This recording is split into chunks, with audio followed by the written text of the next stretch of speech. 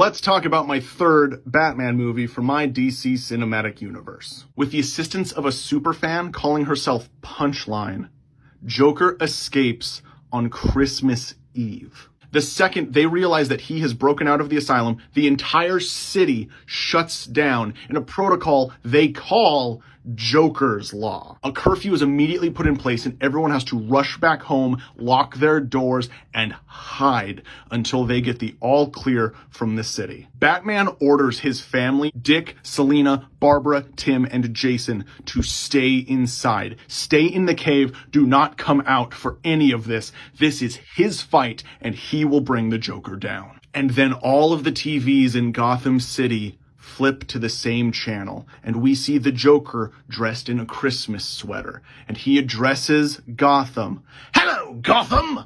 Welcome to Uncle Jay's Christmas special. He teases the city with terrorist attacks based on the 12 days of Christmas. And as Batman is distracted rushing around the city trying to stop those, a gang calling themselves the Jokers, run by Punchline, just start attacking anyone. They start breaking into homes, killing people, burning buildings to the ground. They start overwhelming the GCPD and the GCFD. And so Dick Grayson and Barbara Gordon ignore Bruce's orders and they leave the cave to go help people. And it is during a scene in Haley's circus where a fire was set. They were back in town for a Christmas show. And the new family of acrobats was under attack in an eerily similar situation to that of Dick Grayson's origins. Dick and Barbara rush to the scene and they try to save this family, but as Dick is flipping through the air, trying to save the kid of this family before falling into fire, Barbara Gordon sees Punchline off in the distance, pull out a sniper rifle and aim it at Dick. Barbara leaps in and takes the shot for Dick Grayson, paralyzing her. And Dick Grayson has to rush his fiancée to the hospital. During all of this, Jason Todd is furious that he was ordered to stay in the cave. He thinks he can go out there. He thinks he can stop this. This is just some guy in clown makeup. He is no one. But Alfred and Tim convince Jason not to leave. Or at least they thought they did.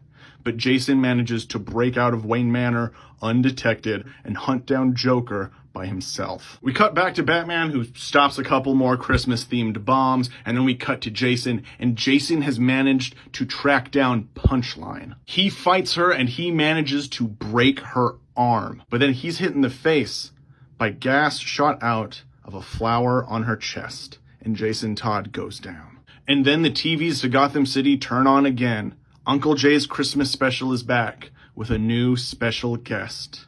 And Joker pulls out the tied and gagged Jason Todd. Joker lets out an evil laugh and says, "Oh, looky here. The bird boy has come to join me at my favorite part of Christmas, the carols. And I know just the one to sing. It's always been my favorite." And then Joker pulls out a crowbar and starts beating Jason Todd to death live on camera as the whole city watches while singing Jingle Bells, Batman Smells. The second Bruce saw Jason on screen, he immediately pulls out his phone and dials a number. We don't get to see who he's calling, but suddenly the camera cuts and we're in the Flash's house. We see the Flash family celebrating Christmas together, and we see Barry Allen's phone on silent. We then cut to Metropolis, and we see the Kents celebrating Hanukkah, and again, Clark's phone set on silent to celebrate the holiday with his family. And then we cut back to Bruce, and he realizes it's too late. Joker then ends his broadcast announcing his location, which he's been hiding this entire time. He's only a couple blocks away from the GCPD HQ. Come and get me, boys! Batman rushes to the scene, but the cops already show up. They got Joker in custody. They already brought him back to GCPD HQ, and he is in a holding cell as they speak. But this time something feels different. We see Jim Gordon, who just found out that his daughter is not only Batgirl, but she was shot by Joker's henchmen. We see other Gotham City police officers who we recognize from shots earlier in the film that they were out celebrating with their families, and we watched as their families were killed on this night by the Joker. And then we see Batman arrive and the entire GCPD parts. They let Batman through. They let him into that room, and then Jim Gordon orders them to turn off the cameras. Whatever happens in that room, happens in that room. Bruce and Joker start talking. Why did he do this? Why is he so obsessed with Batman? They talk back and forth about each of their motivations, and finally, Bruce says, "Admit it. You only did this so you could find out who I am under this mask. You have killed hundreds of innocents just to get to me." But then Joker looks at Bruce and he looks sad. He looks him dead in the eyes and he says, "Oh, Bruce, I've always known who you are."